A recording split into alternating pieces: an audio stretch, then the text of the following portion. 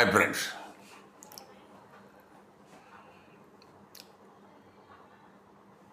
ఈ దేశంలో కులాలు మనకు హిందూ మతం ద్వారా రాలేదు. అవి బ్రిటిష్ వాళ్ళు ఆ కులాలు వాటిని మనం బహిర్గతం చేశారు అని చెప్పేసి మన హిందూ నాయకులు సంఘాలు తరచుగా మాట్లాడుతూ ఉంటాయి. దీంట్లో వాస్తవం ఏంటంటే 1911లో మొదటిసారి ఈ కుల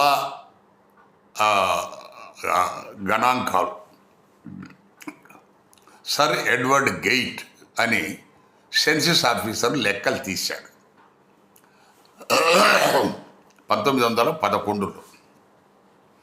ఆ టైంలో పలానా కులం వాళ్ళు ఇంత, పలానా కులం వాళ్ళు ఇంత అని ఆయన లెక్క తేల్చారు.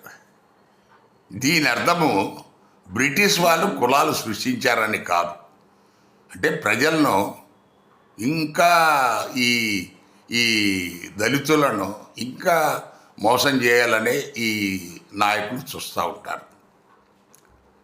అంతకుముందు కులాలు ఉన్నాయి, ఆ కులంలో జనాలు ఉన్నారు. సో ఏ కులంలో ఎంతమంది ఉన్నారని మాత్రం ఆయన లెక్క తెలిచాడు. ఆయన బ్రిటిష్ వాళ్ళు కులాలు సృష్టించి నీ కులం ఇది, నీ కులం ఇది అని మనకి ఎవరికి ఇవ్వలేదు. అంతకుముందు నుంచి నడుస్తుంది. ఆ రోజులలో కులాలకు అంత పెద్ద ఇబ్బందికరమైన పరిస్థితి లేని రోజులు. సో ఓన్లీ దళితులను మాత్రమే ఈ దూరంగా పెట్టేసి ఈ ట్రైబ్స్ మాత్రం కొండలలో ఉండి, సో వీళ్ళు మొదటి నుంచి ఈ ఊరి బయట ఇల్లు ఉన్నారా, కొండల్లో వాళ్ళు ఉన్నారా? కాదు, వాళ్ళే ఈ దేశ మూలవాసులు.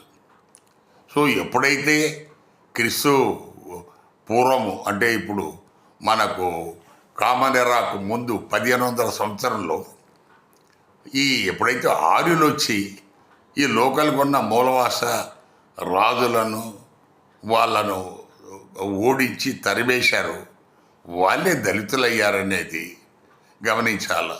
ఎవరైతే కొండ ప్రాంతానికి పోయారో వాళ్ళే ట్రైబ్స్ అయ్యారు. బీసీలు ఎలా అయ్యారు? ఎవరైతే ఈ గెలిచిన వాళ్ళు మాతో